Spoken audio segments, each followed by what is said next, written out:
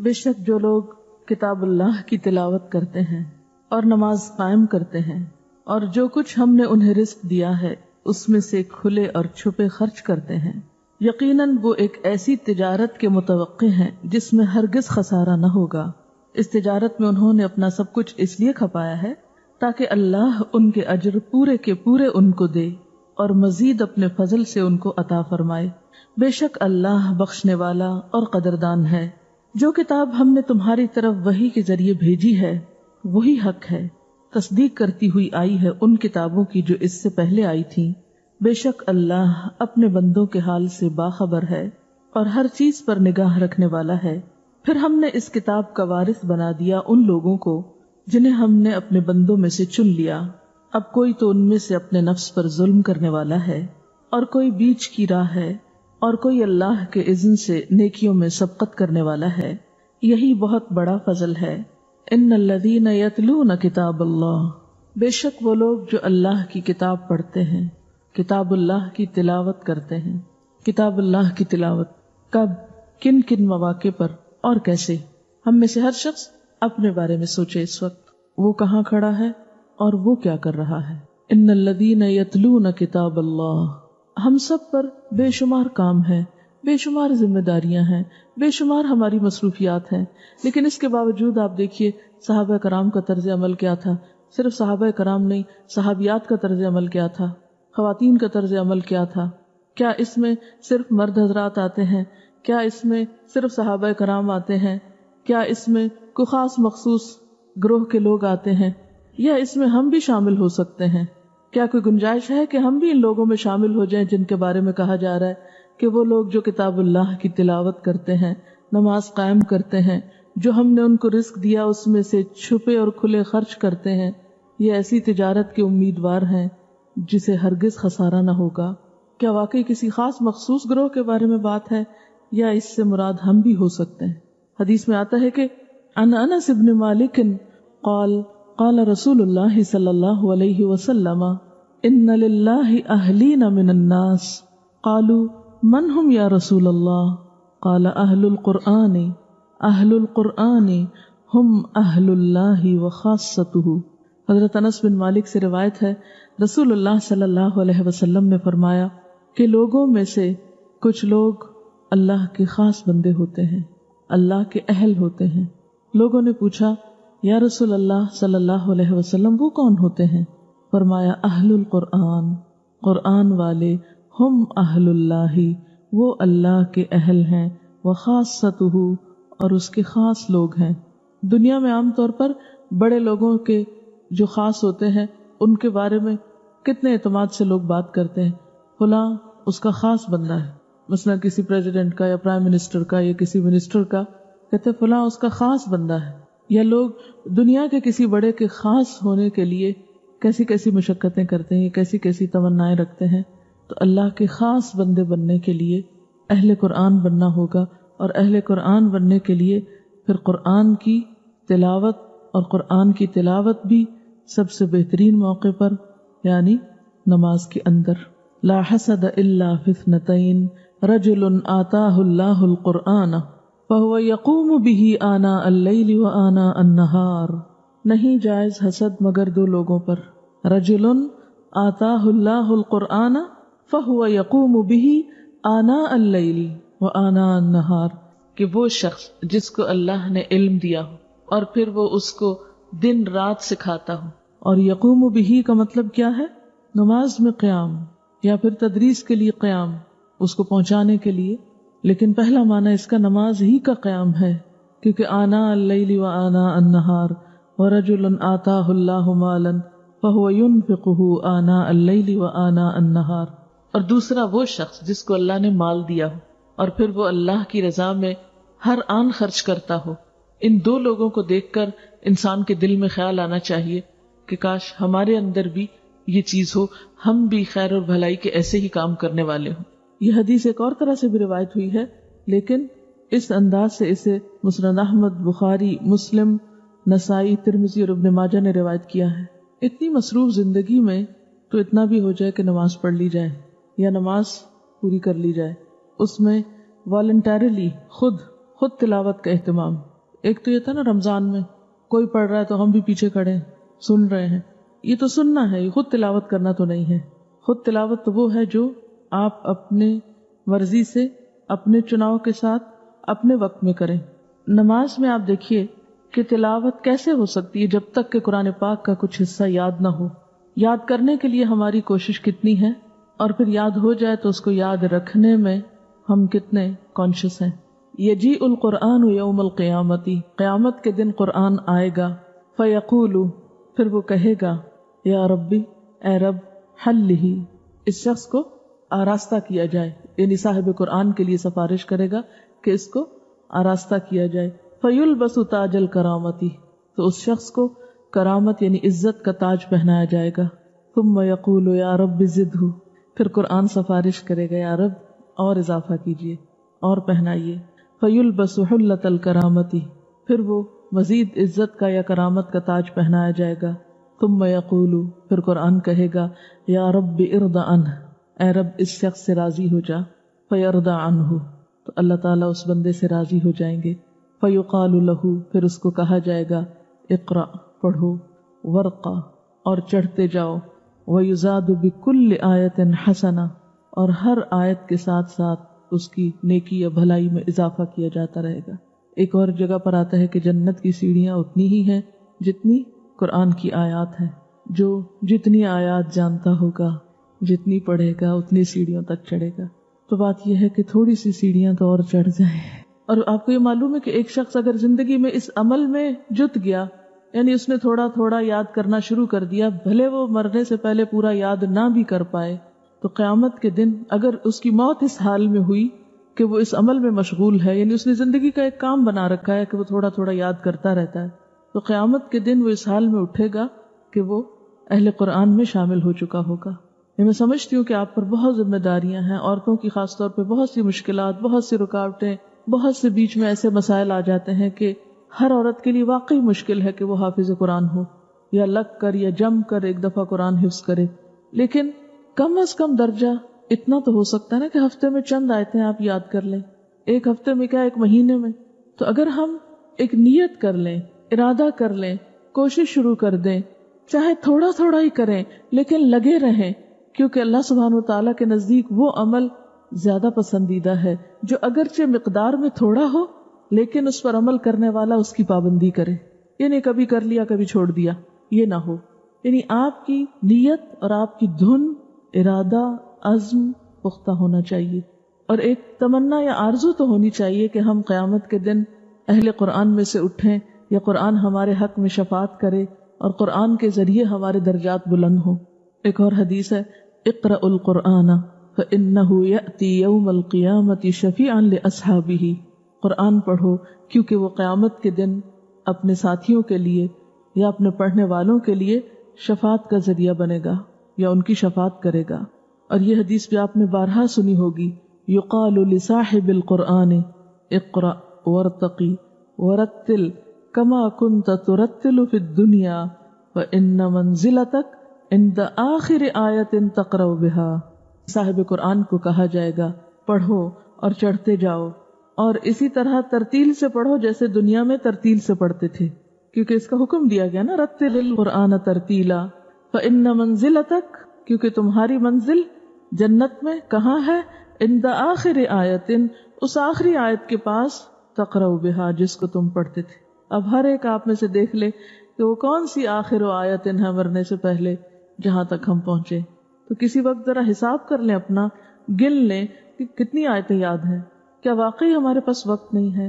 واقعی ہمارے پاس ہمت نہیں ہے؟ اصل بات یہ نہیں، اصل بات شوق کی ہے. جس چیز کا شوق لگ جائے اس کے لیے تو پھر انسان وقت نکال ہی لیتا ہے، اپنی بھوک اور نیند بھی قربان کر لیتا ہے. اسی لیے قرآن جب قیامت کے دن شفاعت کرے گا تو کیا کہے گا، منعتہ النوم باللیل فشفعنی فیہ، کہ میری شفاعت اس کے حق میں قبول کرے اللہ، کیونکہ منعتہ النوم باللیل، میں نے اس کو رات کی نیند سے روکا. کیونکہ تلاوت زیادہ پسندیدہ ہے اس تلاوت سے جو نماز کے علاوہ ہو. اس پر کوئی دلیل ہے؟ ایک تو یہ دلیل ہے کہ قرآن پاک میں نماز کو بھی قرآن کہا گیا ہے. یہ جو قرآن پاک میں آیت آتی ہے نا، ان قرآن الفجر کان مشہودا، تو اس میں بھی قرآن سے مراد نماز ہے یہاں، اور اس نماز میں لمبی تلاوت، یہ مراد ہے اس سے۔ قرآن الفجر، یہاں قرآن سے مراد صلاۃ فجر ہے۔ اس کے علاوہ اس پر ایک حدیث بھی ہے، نماز میں قرآن پڑھنا نماز سے باہر قرآن پڑھنے سے افضل ہے۔ نماز سے باہر قرآن پڑھنا تسبیح اور تکبیر سے افضل ہے، اور تسبیح صدقہ دینے سے افضل ہے، اور صدقہ نفل روزے سے افضل ہے، اور روزہ دوزخ سے بچاؤ کے لیے ڈھال ہے۔ یہ صحیح مسلم کی روایت ہے۔ نماز سے باہر قرآن پڑھنا تسبیح اور تکبیر سے افضل ہے، یعنی اگر آپ اللہ کی کتاب کا کچھ حصہ زبانی یاد کیے ہوئے ہیں یا دیکھ کر پڑھ رہے ہیں تو اس کا اہتمام زیادہ افضل ہے بنسبت اس کے کہ آپ صرف زبانی سبحان اللہ الحمدللہ پڑھ رہے ہیں، اور اس کو کم نہ خیال کریں سبحان اللہ پڑھنے کو بھی، کیونکہ سبحان اللہ یعنی تسبیح کرنا جو ہے وہ صدقہ دینے سے افضل ہے۔ اس کا یہ مطلب نہیں کہ صدقے کا ثواب نہیں ہے، صدقہ اپنی جگہ ہے، لیکن بات یہ ہے کہ ہر وقت انسان صدقہ نہیں کر سکتا، لیکن ہر وقت تسبیح تو کر سکتا ہے، ذکر تو کر سکتا ہے، اور صدقہ نفل روزے سے افضل ہے، اور روزہ دوزخ سے بچاؤ کے لیے ڈھال ہے۔ اب تھوڑا سا ذرا اس حدیث کو سمجھیے اس کے کانٹیکسٹ میں کس طرح۔ سب سے پہلی بات تو یہ کہ نماز جو ہے وہ تمام عبادات میں ایک اہم ترین مقام رکھتی ہے، اور وہ نماز جو خشوع کے ساتھ ہو وہ انسان کی نجات اور فلاح کا ذریعہ ہے۔ نماز میں خشوع پیدا کرنے کے لیے قرآن پاک کی تلاوت اور اچھی طرح جسے حق تلاوت ہی ہوتا ہے وہ تلاوت کرنا بہت زیادہ مددگار ہے۔ نماز کو خوبصورت بنانے میں، بہترین بنانے میں تلاوت قرآن کا ایک بڑا حصہ ہے یا بڑا ہاتھ ہے۔ اب بسا اوقات ایسا ہوتا ہے کہ انسان نماز نہیں پڑھ سکتا، مثلا زوال کا وقت ہے، مثلا وضو نہیں ہے، پانی نہیں ہے، موقع نہیں ہے، یا اتنا وقت نہیں ہے، تھوڑا سا وقت ہے آپ کے پاس، تو اس وقت میں آپ تلاوت کر سکتے ہیں۔ بسا اوقات ایسی جگہ پر ہیں جہاں آپ تلاوت نہیں کر سکتے، تو ایسی صورت میں تسبیح کر کے اپنے وقت کو بہترین استعمال کر سکتے ہیں۔ بعض اوقات ایسا ہوتا ہے کہ انسان تسبیح کرنے کے ساتھ ساتھ صدقہ خیرات کرتا ہے، لیکن وہ مسلسل ہر وقت نہیں کر سکتا۔ جیسے ایک حدیث میں آتا نا کہ آگ سے بچنے کی کوشش کرو، خواہ کھجور کا آدھا ٹکڑا ہی کیوں نہ دو، اور اگر اس کی استطاعت نہیں یعنی آدھا ٹکڑا بھی نہیں ہے تو فَبِكَلِمَةٍ طَيِّبَةٍ، پاک کلمے کے ذریعے صدقہ کرو۔ تو گویا ذکر الہی بھی صدقے کی ایک قسم ہے، اور کلمہ طیبہ میں ذکر الہی سب سے پہلے آئے گا۔ یعنی لوگوں سے اچھی بات کرنا تو اس کا معنی ہے ہی، لیکن زبان سے کوئی بھی اچھی بات، اور سب سے اچھی بات اللہ کا ذکر ہو سکتی ہے۔ تو قرآن پاک تو اللہ تعالیٰ کا کلام ہے، اور قرآن پاک کے بعد پھر تسبیح پڑھنا جو ہے وہ ایک بہترین چیز ہے۔ قرآن پاک کی ایک اور آیت جو تلاوت ہی کے بارے میں ہے، اور نماز کے اندر تلاوت کے بارے میں خاص طور پر، اور پھر پڑھنے کا ایسا انداز جس میں خشیت ہو۔ امن هو قانت آناء اللیل ساجدا وقائما یحذر الآخرة ویرجو رحمت ربہ قل هل يستوی الذین یعلمون والذین لا یعلمون انما یتذکر اولو الالباب۔ سورۃ زمر آیت نمبر 9۔ کیا بھلا وہ جو رات کی گھڑیوں میں کھڑا رہتا ہے بندگی اطاعت کے ساتھ، سجدہ کرتے اور قیام کرتے ہوئے، آخرت سے ڈرتا بھی ہے اور اپنے رب کی رحمت کی امید رکھتا ہے، کہہ دیجئے کیا برابر ہو سکتے ہیں وہ لوگ جو علم رکھتے ہیں اور وہ جو علم نہیں رکھتے؟ بے شک نصیحت وہی پکڑتے ہیں جو عقل والے۔ کیسے تلاوت کی جائے؟ کیسے میں کیا آئے گا؟ خوبصورت آواز سے کی جائے، حق کا تلاوت ہی ہو، پھر خوبصورت آواز ہو، اور اس کی تاکید بھی کی گئی ہے، زینوا القرآن باصواتکم۔ اور نبی صلی اللہ علیہ وسلم نے کیا فرمایا ہے؟ لیس منا من لم یتغن بالقرآن، وہ ہم میں سے نہیں جس نے قرآن کو غنا کے ساتھ یعنی خوبصورت آواز کے ساتھ نہیں پڑھا۔ حضرت عبید اللہ بن نبی یزید سے روایت ہے کہ ہمارے پاس سے ابو لبابہ گزرے تو ہم آپ کے پیچھے پیچھے چل دیے، تو ہم نے دیکھا کہ وہ کسی گھر میں جا رہے ہیں، تو ہم بھی ساتھ چلے گئے، تو ہم نے دیکھا کہ صاحب خانہ جو ہے وہ بڑی خستہ سی حالت میں بیٹھا ہوا ہے۔ میں نے اس سے سنا کہ وہ کہہ رہا ہے کہ نبی صلی اللہ علیہ وسلم نے فرمایا کہ لیس منا من لم یتغن بالقرآن، قال فقلت لابن ابی ملیکہ، تو حضرت عبید اللہ بن نبی یزید ابن ابی ملیکہ سے کہتے ہیں یا ابا محمد ارأیت اذا لم یکن حسن الصوت قال یحسنہ ما استطاع، کہ اگر کسی شخص کی آواز ہی اچھی نہیں تو پھر وہ کیا کرے گا؟ یعنی یہ بات کو معمولی نہیں ہے کہ لیس منا من لم یتغن بالقرآن۔ لیس منا کا کیا معنی ہے؟ ہم میں سے نہیں۔ یہ بات کئی دفعہ آپ نے فرمائی ہے، لیس منا، وہ شخص ہم میں سے نہیں۔ تو جب بھی آپ یہ بات فرماتے ہیں کہ فلاں ہم میں سے نہیں، تو اس کا کیا معنی ہوتا ہے؟ کہ وہ مسلمان نہیں، اس طریقے پر نہیں، یا اس خاص گروہ میں سے نہیں، یا ہمارے انداز پر نہیں، جو ایسا نہ کرے. تو گویا یہ تاکید کرنے کا، کسی بات کی اہمیت کو ثابت کرنے کا ایک طریقہ ہے. اچھا، اب وہ ہم میں سے نہیں جو قرآن کو خوبصورت آواز سے نہ پڑھے، عمدہ طریقے سے نہ پڑھے. یہ بات کوئی معمولی بات نہ تھی. صحابہ کرام تو اس سے ہل گئے ہوں گے کہ آپ ہمیں اپنا نہیں کہہ رہے اگر ہم ایسا نہ کریں. تو اس پر ان میں سے ایک کو فکر ہوئی اور اس نے دوسرے سے پوچھا کہ اگر کسی کی آواز ہی اچھی نہ ہو، کیونکہ کچھ لوگ ایسے ہوتے ہیں نا کہ جن کی آواز قدرتی طور پر اس کے اندر غنا ہوتا ہے، وہ تھوڑی سی بھی کوشش کریں تو بہت خوبصورت آواز ہوتی ہے ان کی، لیکن بعض لوگ کوشش بھی کریں تو ان کی آواز میں خوبصورتی نہیں پیدا ہوتی. تو ان کا کہنا یہ تھا، یا ان کا مطلب یہ تھا کہ یہ تو اللہ تعالیٰ کی طرف سے، یعنی آواز کا خوبصورت ہونا تو ایک گاڈ گفٹڈ چیز ہے، پھر اس میں انسان کا کیا قصور ہے؟ پھر ایسا شخص کیا کرے جو ایسا نہ کر سکے؟ تو انہوں نے جواب دیا یحسنہ ما استطاع، اسے خوبصورت بناتا رہے جتنی بھی اس میں استطاعت ہے. یعنی ہر شخص سے اس کی پھر استطاعت کا امتحان ہوگا کہ اس نے کوشش کتنی کی، اس کی ایفرٹ کتنی تھی، اس نے اس پہ توجہ کتنی دی. یعنی تحسین القراءہ اگرچہ فرائض میں سے نہ بھی ہو لیکن اس کی اہمیت کچھ کم نہیں. اور نبی صلی اللہ علیہ وسلم کو پڑھنے کا طریقہ کیا ہوتا تھا؟ ہر آیت کو ٹھہر ٹھہر کر بلند آواز کے ساتھ اور الفاظ کو لمبا کر کے ترتیل سے پڑھتے تھے. ترتیل کا لغوی معنی کیا ہے؟ یہ جو دانت ہیں ہمارے، یہ جس طرح ایک دوسرے کے ساتھ جڑے ہوئے بھی ہیں اور الگ الگ بھی ہیں، اس کیفیت کو ترتیل کہا جاتا ہے لغت میں. دانتوں کا باہم جڑے ہوئے ہونے کے باوجود الگ الگ بھی ہونا. ہمارے دانت جو ہوتے ہیں وہ ایک سیٹ معلوم ہوتے ہیں نا، لیکن اس سیٹ میں سے اگر ایک دانت ہلے تو سارے گر جاتے ہیں. کیا ہوتا ہے؟ ہر دانت کی الگ حیثیت بھی ہے.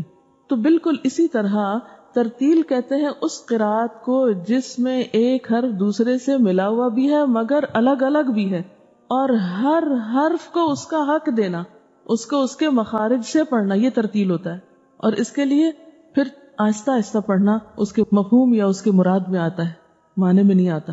نبی صلی اللہ علیہ وسلم کی قرات کے بارے میں آتا ہے کہ جب وہ پڑھتے تھے تو اس طرح کی قرات ہوتی تھی کہ ہر حرف جو تھا وہ واضح ہوتا تھا، اور پھر یہ بھی نہیں ہوتا تھا کہ ہر لفظ توڑ توڑ کے پڑھ رہے ہوتے تھے، ملایا وہ بھی ہوتا تھا. مثلاً آیت کو بیچ میں سے نہیں توڑتے تھے. تجوید کس کو کہتے ہیں؟ اوقاف کی معرفت کو بھی تو کہتے ہیں نا. ہر حرف کو اپنے اصل مخرج سے نکالنے کے علاوہ معرفت الوقوف. تجوید میں دو چیزیں آتی ہیں نا، ایک تو حروف کو مخارج سے صحیح طور پر ادا کرنا، اور دوسرے وقوف، کہاں کہاں رکنا ہے. یہ نہیں کہ جہاں جی چاہے روک دیا، اور اگر کسی وجہ سے سانس لمبا نہیں ہوتا روکنا پڑا تو پھر آپ یہ نہیں کہ آپ وہیں آدھا توڑ کے وہیں سے دوبارہ شروع کریں، پھر آپ کو پیچھے سے ملانا پڑے گا. تو یہ اتصال بھی موجود ہے. اسی کو ترتیل کہتے ہیں. تو آپ صلی اللہ علیہ وسلم کا انداز کیا تھا؟ ہر آیت کو ٹھہر ٹھہر کر بلند آواز کے ساتھ اور الفاظ کو لمبا کر کے قرات فرماتے تھے، یعنی مد اور شد وغیرہ کا حق دے کر. اور پھر صحیح مسلم کی روایت میں آتا ہے آپ اطمینان سے ٹھہر ٹھہر کر قرآن پڑھتے تھے. جہاں کوئی تسبیح کی آیت آتی تو آپ سبحان اللہ کہتے، یعنی اللہ کی کوئی قدرت اور نشانی آتی سامنے. جہاں کوئی التجا کرنے کی آیت آتی، جس میں کوئی دعا ہے یا کوئی اللہ تعالیٰ سے کچھ مانگا گیا ہے تو وہاں التجا کرتے. جہاں پناہ مانگنے کی آیت آتی آپ پناہ مانگتے. لیکن پھر یاد رکھیے کہ اچھی آواز محض نغماتی صوت نہیں، یعنی نغمہ آواز ہی نہیں، بلکہ آپ نے اس کی ایک پہچان دے دی ہے، اور وہ بہت زبردست پہچان ہے. آپ صلی اللہ علیہ وسلم نے فرمایا قرآن کے پڑھنے میں سب سے اچھی آواز اس شخص کی ہے کہ جب تم اسے سنو تو سمجھو کہ وہ اللہ سے ڈرتا ہے. یعنی خوبصورت آواز کا معیار بھی بتا دیا گیا کہ وہ محض کوئی گانے کی آواز نہیں ہے، یا عام معنی میں جن آوازوں کو بہت خوبصورت آپ کہتے ہیں وہی چیز نہیں ہے، یا کسی خاص گانے کی ٹون پہ پڑھنا مراد نہیں ہے اس سے، بلکہ اس سے تو الٹا منع کیا گیا کہ ایسے لحون میں نہیں پڑھا جائے. دوبارہ حدیث بتاؤں گی کہ قرآن کے پڑھنے میں سب سے اچھی آواز اس شخص کی ہے کہ جب تم اسے سنو تو سمجھو کہ وہ اللہ سے ڈرتا ہے. یعنی اس قرات میں خشیت بھی ہے. تو پھر اس میں آپ دیکھیے کہ ایک دم آواز میں ایک ہمبلنس اور ایک عاجزی اور عجز کی کیفیت بھی ساتھ ہی آئے گی.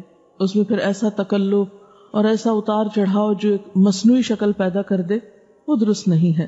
تو جہاں ایک طرف اچھی آواز کیا ہے جس سے سننے والے کو پتا چلے کہ پڑھنے والے کے دل میں خدا کا خوف ہے، یہ محض خود نمائی کے لیے یا کسی دکھاوے کے لیے یا لوگوں سے قاری کہلانے کے لیے نہیں پڑھ رہا، کیونکہ آپ کو وہ حدیث یاد ہوگی وَرَجُلٌ تَعَلَّمَ الْعِلْمَ وَعَلَّمَهُ وَقَرَأَ الْقُرْآنَ وَرَجُلٌ تَعَلَّمَ الْعِلْمَ، ایسا شخص جس نے علم حاصل کیا، وَعَلَّمَهُ، اور اس کو سکھایا، وَقَرَأَ الْقُرْآنَ، اور قرآن کی قرات کی، فَأُتِيَ بِهِ، اس کو لایا جائے گا، فَعَرَّفَهُ نِعَمَهُ، اس کو اس کی نعمتیں یاد کرائی جائیں گی، یعنی دنیا میں جو اس شخص کو ملی تھی، فَعَرَفَهَا، ان کو پہچان لے گا، اعتراف کرے گا، قَالَ، تو اللہ تعالیٰ پوچھے گا، فَمَا عَمِلْتَ فِيهَا، ان نعمتوں کو پا کر تم نے پھر عمل کیا کیا؟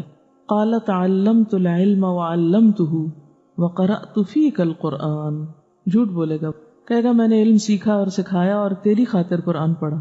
قَالَ كَذَبْتَ، اللہ تعالیٰ فرمائیں گے تم نے جھوٹ بولا، وَلَكِنَّكَ تَعَلَّمْتَ الْعِلْمَ لِيُقَالَ عَالِمٌ، تم نے تو اس لیے علم حاصل کیا کہ تمہیں عالم کہا جائے، عالمہ کا کورس کر رہے تھے تم، عالم بن رہے تھے، عالم کہلوانا چاہتے تھے، عالم بننے کے شوق میں یہ سب کچھ کیا تھا۔ وَقَرَأْتَ الْقُرْآنَ لِيُقَالَ هُوَ قَارِئٌ، اور قرآن اس لیے پڑھا تھا کہ لوگ کہیں فلاں قاری، وہ قاری، فقد قیل، وہ کہہ دیا گیا، بہت مشہوری ہو گئی تمہاری، ثم امر به، پھر اس کے بارے میں حکم دیا جائے گا، فسحب علی وجہہ، تو اس کو اس کے چہرے کے بل گھسیٹا جائے گا، حتی القی فی النار، اور گھسیٹتے گھسیٹتے آگ میں جا پھینکا جائے گا۔ تو خوبصورت قرات وہ قرات ہے کہ جس کو پڑھنے والا خود بھی خدا خوفی کو محسوس کرے اور دوسروں تک بھی اس کے اثرات جائیں۔ تو دن میں کوئی ایک نماز تو ایسی ہونی چاہیے، ایک بار تو دن میں کوئی وقت ایسی قرات کا ہونا چاہیے کہ جس میں پڑھتے وقت محسوس بھی کرے۔ بہرحال قرآن پاک کا یاد کرنا اور اس کو پڑھتے رہنا، اور یاد کیے ہوئے کو پڑھنا آسان ہوتا ہے، اور عام تسبیح وغیرہ کرنے سے بھی بہتر ہے آپ قرآن کی کوئی سورت تلاوت کر لیں۔ مثلا واک کر رہے ہیں، ویسے تو سبحان اللہ استغفر اللہ وغیرہ پڑھتے ہی رہتے ہیں چلتے پھرتے، لیکن مثلا اگر آپ کو معلوم ہے کہ آپ کو 15 منٹ واک کرنی اور 15 منٹ میں آپ کوئی سورت پڑھ سکتے ہیں، تو آپ کیوں نہ وہ پڑھ لیں۔ لیکن یہ اسی صورت میں ہو سکتا ہے جب آپ کو کچھ حصہ قرآن پاک کا زبانی یاد ہو۔ اور اس میں یاد کرنے کے بارے میں ایک حدیث ہے، اے ابو ذر، اگر تو صبح اٹھتے ہی قرآن مجید کی ایک آیت سیکھ لے تو وہ تیرے لیے 100 رکعت نفل پڑھنے سے زیادہ بہتر ہے، کیونکہ نفل بھی تو آپ تبھی اچھے پڑھ سکیں گے نا جب آپ کو قرآن کا کچھ حصہ یاد ہوگا۔ اگر وہ یاد نہیں تو نفل میں کیا پڑھیں گے؟ سویرے پڑھنے کی عادت ڈالیں۔ اور سیکھنے میں کیا ہے، مثلاً اگر آپ کو ریڈنگ نہیں آتی تو ریڈنگ سیکھ لیں، ریڈنگ آ گئی ترجمہ سیکھ لیں، ترجمہ آ گیا حفظ کر لیں۔ سیکھنے کے کئی درجے ہیں۔ ترمذی کی ایک اور روایت سناتی ہوں، قرآن مجید کی تعلیم حاصل کرو پھر اس کو پڑھو۔ جو شخص قرآن سیکھتا ہے پھر اس کو پڑھتا ہے اور رات کو قیام کر کے اس کی تلاوت کرتا ہے، رات کو قیام کر کے اس کی تلاوت کرتا ہے، اس کی مثال اس تھیلی کی سی ہے جو مشک سے بھری ہوئی ہے اور اس کی خوشبو ہر جگہ پھیلتی ہے۔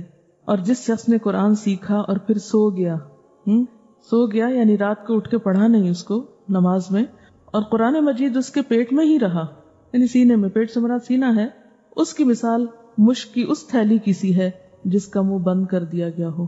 اسی طرح وہ شخص جو قرآن مجید کی تلاوت میں اتنا مشغول رہتا ہے کہ دیگر اذکار کے لیے اور اللہ سے دعا اور سوال کی فرصت نہیں پاتا، یعنی وقت نہیں ملتا اس کو لمبی دعا مانگنے کا بھی، تو اللہ تعالیٰ اس کے بارے میں خود فرماتا ہے کہ وہ اس پر خوش ہو کر وہ تمام چیزیں اس کو عطا کر دیتا ہے جن کے بارے میں وہ اللہ کے حضور دستے سوال دراز کرنا چاہتا تھا، یعنی جو وہ مانگنا چاہتا تھا اور مانگ نہ سکا۔ ہم قرآن پاک زیادہ کیوں نہیں تلاوت کر پاتے؟ اس کی کیا نفسیاتی وجہ ہوتی ہے؟ تسبیحات رہ جائیں گی، فلانا وظیفہ رہ جائے گا، فلاں ذکر رہ جائے گا، فلاں چیز چھٹ جائے گی۔ یہ ایک ہوتا ہے، یہ میں آپ کی بات نہیں، میں تو اپنی بات کر رہی ہوں کہ فلاں چیز پھر رہ جائے گی، اگر اس سے زیادہ پڑھا تو بس اتنا ہی یہ کافی ہے۔ لیکن بعض اوقات ایسا ہوتا ہے کہ جیسے آپ نے اپنا روزانہ کا روٹین میں جو بھی آپ کو توفیق ہے، ربع کی، نصف کی، ایک پارے کی، 2 کی، جو بھی آپ پڑھتے ہیں، سو ہر ایک کا اپنا اپنا ہوتا ہے۔